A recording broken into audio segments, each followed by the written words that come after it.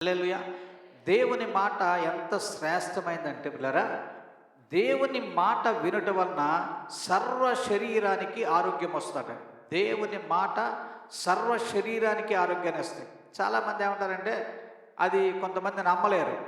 ఎందుకు నమ్మలేరంటే దేవుడి వాక్యమే చెప్తుంది, సిలువను కూర్చిన వార్త నశించే వారికి వెర్రితనము, కానీ రక్షించబడుతున్న మనకైతే దేవుని శక్తి అయి ఉంది. ఏమండి, వాళ్ళకి నమ్మని వాళ్ళకి ఆ మాట వెర్రితనముగా ఉంటుంది, నమ్మిన వారికి అది దేవుని శక్తి అయి ఉంటుంది. దేవుడి స్తోత్రం చెప్పండి. నమ్మిన వారికి దేవుని శక్తి, నమ్మని వారికి వెర్రితనము. కానీ దేవుడి వాక్యం ఏం సెలవిస్తుందంటే, నా కుమారుడా, నీవు నా మాటలను ఆలకించి నా వాక్యములకు నీ చెవి యొగ్గి నీ కన్నుల నుండి వాటిని తొలగిపోనీయకుండా నీ హృదయములో వాటిని భద్రం చేసుకో.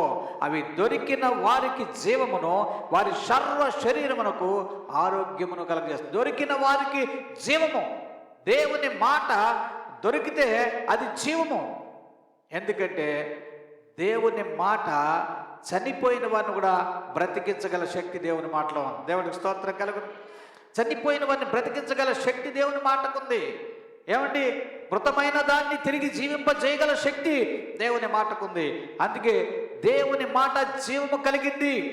అది కలిగిన వారు, అది దాన్ని గైకొనిన వారు, అది దొరికిన వారు, వారు సర్వ శరీరమునకు కూడా దేవుడు ఆరోగ్యమును కలగజేస్తాడు. హల్లెలూయా.